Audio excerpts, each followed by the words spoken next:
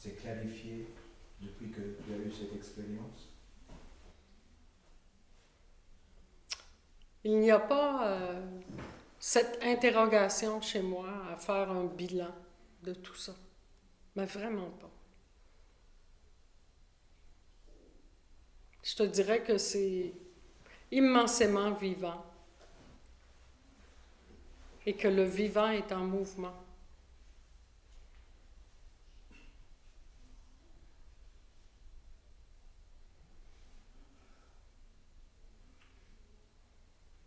Donc, le témoignage que je fais n'est pas le témoignage d'une ouverture, mais de la fin du rêve d'individualité. Une ouverture peut donner l'impression d'un processus, d'une gradation.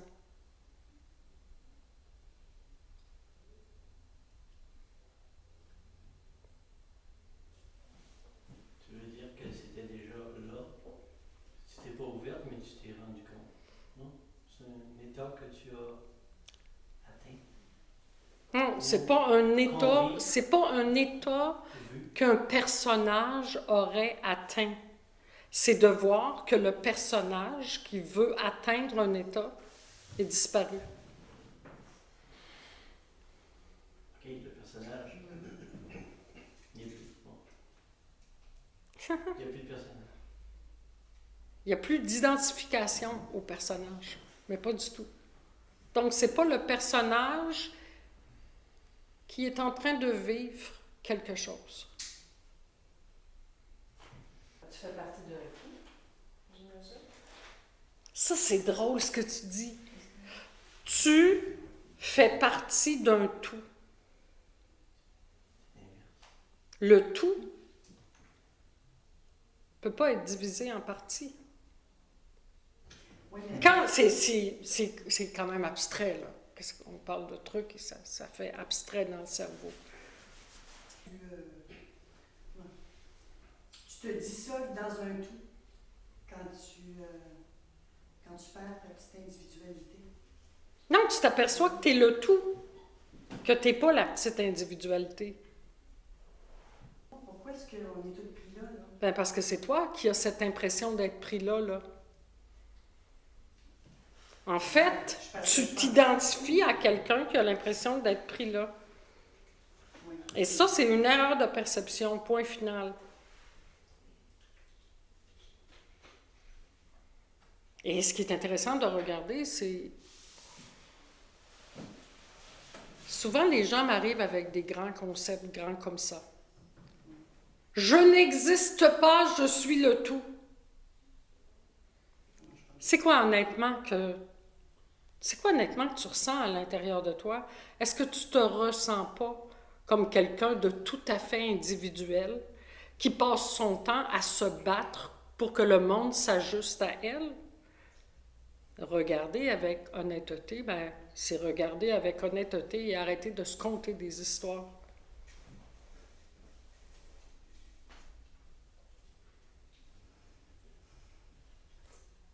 C'est facile de voir qu'on passe notre vie à se battre. Madame? J'ai lu, entre autres, ton livre L'instant, La fraîcheur de l'instant, que j'ai trouvé magnifique. Est-ce qu'il faut arriver à un écœurement total du fonctionnement? Pour sortir du rêve, il faut-tu être tanné, aller à l'extrême, là, dire se coller le nez sur le mur et dire là, je suis tanné, là, je veux plus ça, ou bien si c'est encore c'est une bataille, hein, de se dire à tous les jours, moi je ne suis pas attachée à ce monde. C'est conceptuel, ça, hein? Se bombarder de concepts de cette sorte, c'est très violent. Et c'est reçu... Ça ne fait qu'augmenter la folie qui est déjà à l'intérieur. Alors, allons-y doucement. On n'est pas en train de vouloir gagner le premier prix de la personne qui va, semble-t-il, s'éveiller. C'est pas ça du tout. Tu dis l'écœurement, je te parlerais plus d'honnêteté. à regarder comment on fonctionne. Première chose, qu'est-ce qu'on veut? Qu'est-ce que tu Mais veux? je veux être dans la joie constamment, être dans la paix. Moi, il y a environ 5 ans, je ne veux pas compter mon histoire, mais j'ai dit, je veux la paix, une paix avec un grand P, là. Pas du monde, pas une paix à cause de, à cause de, à cause de. Je veux une paix. Là, ici. Est-ce que c'est pas la paix permanente que tu veux? Oui. Est-ce que la paix permanente, c'est ton premier dossier? Est-ce que c'est vraiment ton premier dossier? Est-ce qu'il y a des conditions à la paix permanente? Est-ce que ton personnage a des conditions? C'est ça l'honnêteté, hein? Oui, ben, je me demande, est-ce que tu serais prête aujourd'hui à tout Pour la paix permanente. laisser, qu'il n'y ait plus rien, faire la bascule, là, l'ego, le je, le moi, tout ce que tu voudras, est-ce que tu es prête à le laisser complètement? À mourir, finalement. À mourir à toi-même, c'est... En même temps, c'est pas ça, tu sais. Oui, je voudrais bien, j'ai un petit peu peur, là. J'ai un petit peu peur de ne plus être capable de fonctionner dans ce que j'ai à faire, là, tu sais, j'ai une crainte. Mais est-ce que je veux mettre le pied dans cette... Tu sais, ta crainte, est-ce que c'est pas que si toi, quand tu parles de toi, là, est-ce que si toi, t'es pas là, il n'y a pas un risque que la vie fasse pas sa job? Oui, c'est ça. Ben parce oui. que j'ai toujours tout contrôlé. Et voilà. C'est ça. Moi, j'ai toujours tout contrôlé. À l'université, quand je travaillais, j'avais le contrôle. J'ai le contrôle. Je ne veux pas perdre le contrôle. Mais je suis tannée. J'en ai marre. J'en ai ras-le-bol de contrôler. Fait que là, est-ce qu'on peut faire... T'imagines si tu contrôles rien, finalement. Imagine si tu as juste l'impression de contrôler, mais qu'en fait, tu contrôles rien. Moi, ça, Là, tu vas avoir peur pour vrai, hein?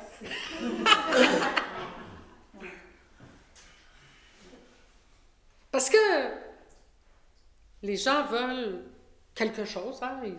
Ils vont dans des rencontres comme ici, et le but à l'intérieur, ben, c'est... Souvent, je vais le demander dans les rencontres et les gens disent le bonheur. Fondamentalement, l'être humain est à la recherche du bonheur.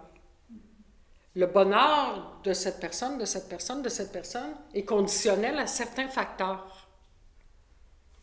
C'était la même chose dans le rêve d'individualité, où je disais à la vie, montre-moi ce que tu as à me montrer, là. Là, je suis prête, là. Mais touche pas à mes enfants. Parce que ça c'est non. Il y avait des conditions. Est-ce que vraiment, cette soif de vérité est plus forte que l'envie d'améliorer ou de satisfaire le personnage que tu crois être? Oui, cette soif de vérité est plus importante que ce qu'il y a autour. Ça, Donc, c'est vraiment le premier dossier pour toi. Oui, oui. Ah oui. Quoi qu'il arrive. Donc, est-ce que tu as encore besoin de te battre contre quelque chose?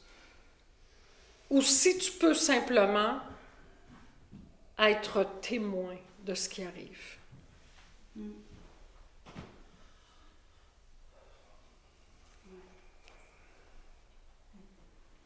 Être témoin et regarder comment tu t'identifies à ce personnage, tout simplement.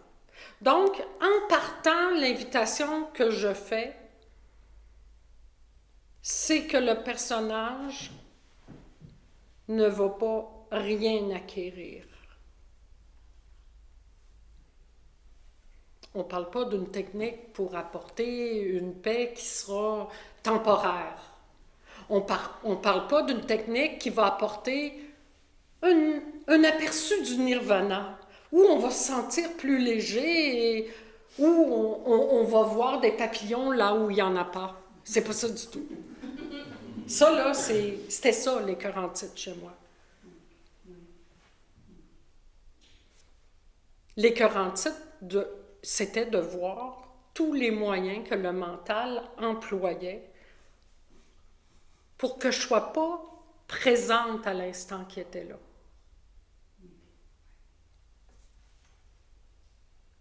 Donc, est-ce que vraiment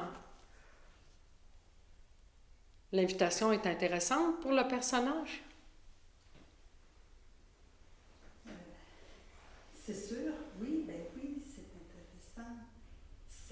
C'est apeurant parce qu'on n'est pas habitué, Et voilà. mais c'est ça qu'il faut arriver. Je le sais, pas arriver, mais c'est ça. Oui, c'est ça. Est-ce que la soif de la vérité, c'est le truc vraiment qui est là et qu'il n'y a plus le goût de négocier, là? Ouais. Mais ça ne dure pas. Ben, c'est ça. Ça ne dure pas. Parce que là, je vais à l'épicerie. Alors, l'invitation que je fais, c'est pour que ce truc-là soit vu et que la paix permanente soit là et soit pas conditionnelle à toutes les histoires qu'on se raconte dans la tête. Cette même paix-là quand on est seul, quand on est dans la forêt, quand on est dans notre chambre avec elle peut être permanente, même si on se fait donner un coup de panier. Un coup de quoi, là? Quand on s'en va faire l'épicerie, puis la dame, elle baigne, elle nous rentre le panier dans les oreilles, puis l'autre nous donne, tu sais, bing, bang, boom, dans l'espace de 2 secondes, là, hop là, t'es rouge, t'es de même, là, La paix est permanente. Alors, la stime parce que quelqu'un te frappe une jambe dans l'épicerie.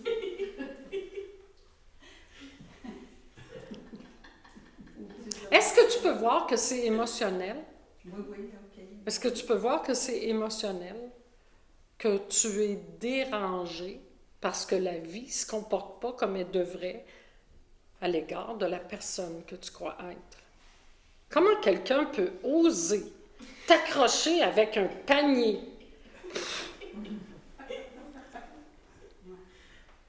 On est là à défendre notre image. Ouais. C'est un petit peu, dans le fond, que je veux. Ouais.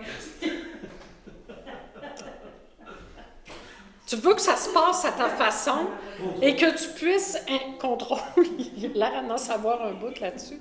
Comment est-ce que le mental reprend? C'est-à-dire que quand tu as une pensée, tu n'es pas en accord, ben là, il va... Le mental a qu'un seul but, c'est de t'apporter une paix temporaire parce que tu n'es pas bien avec l'émotion qui est là. Donc, le mental, qu'on appelle le mental réactif, je ne te parle pas du mental qui est fonctionnel, qui fait que ma main peut prendre de l'eau et la boire. Là. Je ne parle pas de ça, là. Je te parle de la petite voix dans la tête. Ça, je pense que tout le monde sait c'est quoi la petite voix dans la tête. Bon, toutes les petites voix dans la tête, c'est la voix du personnage. C'est pas compliqué. Il peut être déguisé en Dieu, en la voix de la conscience, en Bouddha, en n'importe qui. Ça parle dans ta tête, c'est la petite voix. C'est le mental qui s'est déguisé. C'est tout. La vie est. Elle ne parle pas dans ta tête. Ça, c'est tranquille. Ça, c'est la paix permanente. Quand la petite voix ne parle pas dans la tête. Est-ce qu'on peut l'arrêter? Non. Plus tu vas essayer de l'arrêter, plus tu vas lui donner du carburant pour qu'elle continue. La seule chose à faire, c'est tranquillement de la regarder. Parce que vouloir sauter des étapes, ce que j'appellerais des étapes, va vous amener dans un état de grande confusion. Mais tu sais, quand tu dis de rien toucher, là, je comprends pas ça non plus parce que. Arrête de te battre. Arrête de te battre. OK. Ouais. Arrêtez de me battre. Ouais. Ça veut dire que si je suis en colère, je la sens ma colère. Laisse faire. C'est plus que ça. C'est plus que ça. Mets-toi-en pas. Mets-toi-en pas du tout. Gère pas. Contrôle pas. Mais regarde. Et tu verras. Le chercheur ne veut pas se fâcher, tu comprends? Il y a comme un double personnage. Cher chercheur spirituel. Ouais. Cher chercheur spirituel. Qui s'est emmuré vivant dans son monde. Il ne faut pas faire ceci, il ne faut pas faire cela. C'est ça. Si je me fâche, qu'est-ce que les gens vont dire? Oui, mais Ben ça, il vient le jour où on en a jusque-là de ces trucs. Oui, mais si je change ça, j'ai encore le contrôle, je change mon fusil d'épaule, je suis comme toujours comme une girouette, tu sais. Me laisser aller, je sais même plus qui je suis, dans le fond, tu sais. Non, de toute façon, t'es rien alors. C'est inintéressant de chercher qui on est. On est le mouvement. Donc, le mouvement, tu ne peux pas l'arrêter et dire « Ah, ça, c'est moi. Ça, c'est moi. Ce petit bout de mouvement-là, c'est moi. » Évidemment, la quête du chercheur, c'est de savoir qui il est. De laisser surgir en lui l'enfant intérieur, intouché, intouchable. Ça aussi, ça donne la nausée, finalement. On a-tu lu des livres? Hein? Ça nous met jusque là. En fait, ça soulage pour un bout de temps. N'importe quelle technique que l'on va faire, n'importe quelle bonne bouteille de vin qu'on va prendre, ça va calmer le pompon et on va se sentir bien un petit peu. Et là, on va dire « Ah, la vie est belle! » 3 heures plus tard, ça y est, c'est recommencé. Les techniques spirituelles, c'est souvent la même chose aussi. C'est des plasters. C'est des plasters. Du moment qu'on a un jugement ou qu'on se donne une réponse, c'est notre personnage qui joue ce rôle-là. Je donne un exemple de ce qu'elle disait tantôt. Quand je m'en vais dans le bois, je suis bien, là, je suis en paix, mais c'est son personnage qui fait croire qu'elle est en paix. Ouais. Encore là-dedans. Fait qu'il y a un contrôle. Il s'agit juste d'être. C'est tout. Il s'agit juste de voir qu'on n'est pas capable d'être. Ouais. Ok. Il faut regarder, il faut être observateur. Ouais.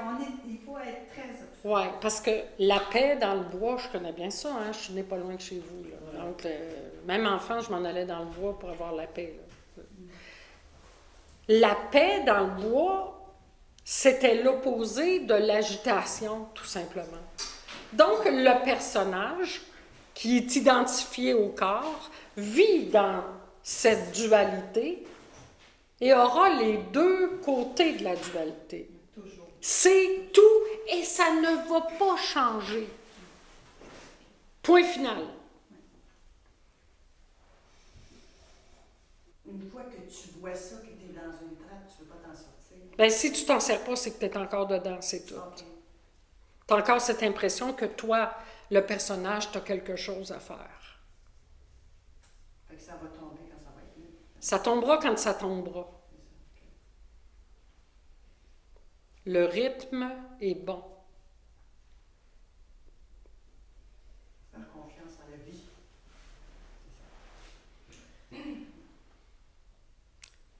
C'est même pas faire confiance en la vie.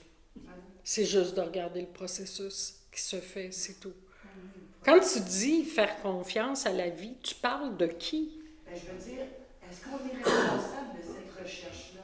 J'ai pas l'impression que moi, j'ai l'impression que ça m'est tombé dessus. Là. Alors, c'est pour ça que je dis qu'il faut faire confiance en la vie. Finalement, c'est le mécanisme de la vie qui m'amène à faire ça. S'il y a une chose que tu devrais regarder au niveau de la confiance, c'est de voir comment on fait confiance aux nombreuses impressions que l'on a. J'ai l'impression que... Mais là, mais j'ai vraiment l'impression, c'est un mot qui sort de notre bouche continuellement. Ah, j'ai l'impression que cette personne dit... N'importe quoi. J'ai l'impression que cette personne dit la vérité. J'ai l'impression que cette personne m'apporte un réconfort. J'ai l'impression... C'est juste des impressions.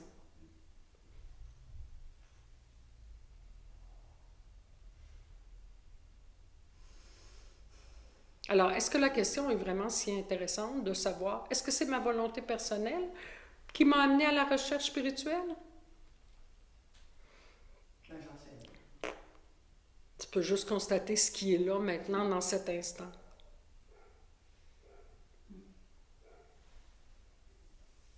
Je suis curieuse, c'est quoi ton quotidien? Est-ce que tu fais les mêmes choses que nous? Est-ce que... Non, mais j'imagine que tu manges. C'est totalement inintéressant.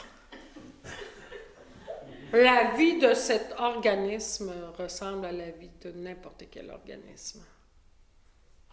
Donc, je te jure, je me lève le matin, je vais au petit coin. Le travail, les enfants. Ma les fille, mon petit-fils, le conjoint, pelleter la galerie, faire la soupe. enfants. Mais c'est la façon que tu le fais. T'es là. Qu'est-ce que tu veux dire? T'es là, c'est tout. Mais juste présent. Immensément, à chaque instant. Est-ce que c'est un travail? Ou c'est inné? Ou c'est... Aucun travail. Aucun besoin de me dire, Betty, reviens à l'instant là. Betty, fais attention à ce que tu vas dire. Ça n'existe pas. Hein, Jacques? C'est vrai. On ne fait pas attention à ce qu'elle dit. Ça se fait, point. La tête n'est plus là. Elle sert-tu quelque chose, la tête? Tu parles de quoi, là, quand tu parles de la tête? Pour toi, la tête, c'est le décideur. Pour toi, la tête, c'est le chercheur. Pour toi, la tête, c'est le penseur. C'est celui qui décide et c'est celui qui crée sa vie. Mais une organisation aussi. Regarde! C'est pas devenu un handicapé mental ici, là. Non, mais il y a une organisation à faire dans une journée. Puis tu penses que c'est pas capable, là? Non, c'est pas ça que je dis. Dans l'instant, là, c'est immensément fonctionnel. Il n'y a pas aucune histoire qui est racontée par rapport à... Tu vis le moment présent et c'est tout. Mais c'est bien assez. Puis si tu es en train de faire la vaisselle, c'est ce que tu fais. Si tu es en train de cuire des aliments, c'est ce que tu fais. Ne pense pas à l'auto, parce qu'il y a ça. Mais Il n'y a pas la petite voix dans la tête, tu sais, qui dit « Oh non, j'aurais pas dû hier faire telle affaire. Peut-être que si j'avais pas fait telle affaire, ça aurait changé ma destinée. Oh, j'aurais pas dû épouser tel gars parce que sinon... » Tu sais, comment... C'est la folie, là. C'est pas là. Es tu là ou tu t'en occupes? C'est pas là. Elle est pas là. Quand je dis la machine est cassée, elle n'est pas remisée dans le garage pour une couple de jours. La machine est cassée, elle part plus. Tu dois être bien moins fatigué que nous autres. Ah non, mais c'est fatigant, tu vas penser à hier, puis à demain, puis à hier, puis on est toujours là-dedans, hein? Hier, le passé puis le futur, passé puis le futur, passé puis le... Tu sais, on est toujours là-dedans. Tout le temps.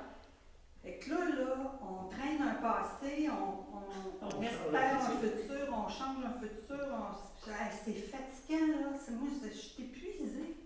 C'est ça, finalement. Je suis épuisée. Je fais rien, puis je suis épuisée. Je suis épuisée de penser.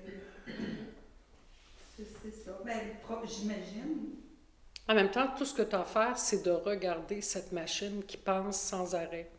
J'ai hâte qu'elle casse. Et je te dirais de la regarder avec un œil d'indifférent. Ouais. J'ai hâte qu'elle casse, ben c'est le personnage qui a hâte qu'elle casse. Le personnage est impatient. Le personnage, il veut il est impatient, là, tu sais. Il voudrait bien que ça arrive, là, bien de même, là, parce que j'en connais, j'ai côtoyé des gens, pas côtoyé, mais en tout cas, des gens qui ont, comme toi, arrêter la machine, casser la machine, puis là... Ben, Et s'il n'y a personne qui a cassé quoi que ce soit, ça s'est cassé. Hein.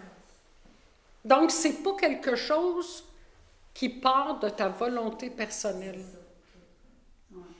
Bon. Ah bon, oui. Mais la mémoire du passé, elle t'en parle pas. Mais la mémoire fonctionnelle est là. Mais la mémoire de ce qui t'est arrivé, là, ça t'en parle. Si quelqu'un me dit, ma fille m'a demandé hier, « Hey maman, tu sais, quand tu as commencé l'école, là, t'avais quel âge? C'était qui ton professeur à l'école? » Et ça répondait très bien, là. Excepté que c'est un miracle. Excepté que quand je me couche le soir, je suis pas... Ah, c'était donc difficile quand j'avais 5 ans. J'étais abandonnée, ma mère n'était pas là, et là, ça fait de moi une femme qui blablabla. Et tu sais, l'identification à la victime, tout le monde a ça, une victime à l'intérieur. Bon, ben la nourriture à la victime, ben ça n'existe pas. Donc, il n'y a pas une mémoire émotionnelle. Il y a simplement un fait. Il y a plus de nourriture. Non! Le personnage est mort de faim. Bon des paroles.